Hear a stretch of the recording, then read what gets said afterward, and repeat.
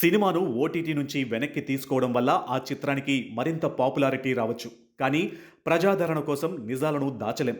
ఒకప్పుడు పంజాబ్ను రక్తసిక్తం చేసిన ఖలిస్తాన్ 1.0 ఉగ్రవాద ఉద్యమానికి వ్యతిరేకంగా నాటి దేశభక్తులు ప్రాణాలకు తెగించి నిలబడకపోతే ఈరోజు భారతదేశ సమగ్రతకు కోలుకోలేని దెబ్బ తగిలి ఉండేది. పంజాబ్ కోసం జరిగిన పోరాటం కేవలం ఒక రాష్ట్రానిది కాదు. అది యావత్ భారతదేశ రక్షణ కోసం జరిగిన పోరాటం. నాడు జర్నైల్ సింగ్ భిండ్రాన్ వాలే లాంటి ఒక ప్రమాదకరమైన శక్తిని పెంచి పోషించి ఆ తరువాత ఆ తప్పును సరిదిద్దే క్రమంలోనే నాటి ప్రధాని ఇందిరాగాంధీ తన ప్రాణాలను కోల్పోవలసి వచ్చింది.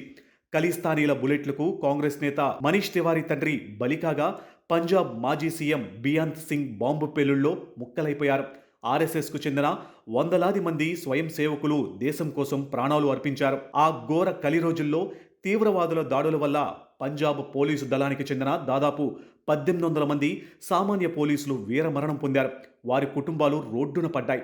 Punjab super cop KPS Gill రంగంలోకి దిగి పోలీసు శాఖలో కొత్త ఊపిరి లూదడానికి ముందు కేవలం హిందువులనే కారణంతో వేలాది మందిని బస్సుల నుంచి కిందకు దించి మరీ అత్యంత క్రూరంగా కాల్చి చంపారు తీవ్రవాదులు. అలాగే ఉగ్రవాదుల అరాచకాలను ఎదిరించిన వేలాది మంది సిక్కు సోదరులు కూడా ప్రాణాలు కోల్పోయారు.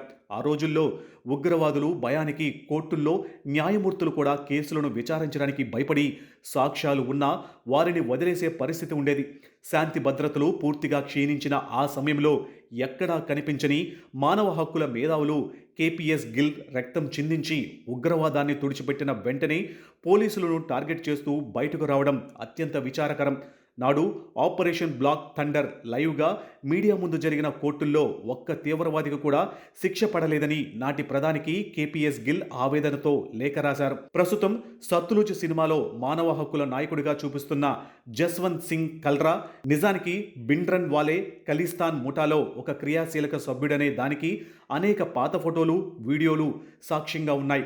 నాటి ఉగ్రవాదులు దేశాన్ని ముక్కలు చేయడానికి నిరపరాధులను చంపుతూ పోలీసుల కుటుంబాలను వేధిస్తూ మహిళలపై అత్యాచారాలు చేస్తూ దోపిడీలు చేస్తూ ఉంటే ఒక బాధ్యతాయుతమైన ప్రభుత్వం చూస్తూ ఊరుకోలేదు. అందుకే ఆర్మీ పోలీసులు కఠిన చర్యలు చేపట్టారు. నాడు ఎస్ఎస్పీ ఏఎస్ సంధు లాంటి ఎందరో వీర పోలీసులు తాము చేసిన కర్తవ్యానికి గాను మానవ హక్కుల పేరిట వేధింపులు భరించలేక ఆత్మహత్యలు చేసుకున్నారు.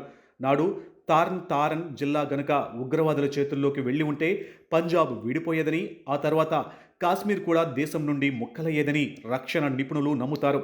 గతంలో మాచిస్, మిషన్ కాశ్మీర్, హైదర్, షికారా వంటి సినిమాలు కూడా ఉగ్రవాదుల పట్ల సానుభూతిని చూపిస్తూ ఏకపక్షంగా సాగాయి. కానీ ఇప్పుడు వస్తున్న సత్లుజ్ సినిమా మరింత ప్రమాదకరమైనది. ఎందుకంటే ప్రస్తుతం పంజాబ్ సరిహద్దుల్లో పాకిస్తాన్ నిధులతో ఖలిస్తాన్ 2.0 నెరేటివ్ను సోషల్ మీడియా ద్వారా ప్రజల మెదల్లోకి ఎక్కించడానికి కుట్రలు జరుగుతున్నాయి. ఇలాంటి సమయంలో భిండ్రన్ వాలేకు సాధువుగా సర్టిఫికేట్ ఇస్తూ దేశ ప్రధాని, ముఖ్యమంత్రి హత్యలను దాదాపు సెలబ్రేట్ చేసే విధంగా ఒక సినిమాను తీసుకురావడం కేవలం సినిమాటోగ్రఫిక్ లిబర్టీ కాదు, అది దేశానికి వ్యతిరేకంగా సాగుతున్న ఒక ప్రచార అస్త్రం. ఈ సినిమాలో నాడు బలైన హిందువులు, సిక్కులు, జవాన్ల త్యాగాలు గురించిన కనీస ప్రస్తావన లేకపోవడం దీని ఉద్దేశాన్ని స్పష్టం చేస్తుంది. దేశ భవిష్యత్తు, ఐక్యత ప్రమాదంలో పడినప్పుడు భావ ప్రకటన, స్వేచ్ఛ పేరిట దేశాన్ని విచ్ఛిన్నం చేసే కథనాలను అంగీకరించలేం.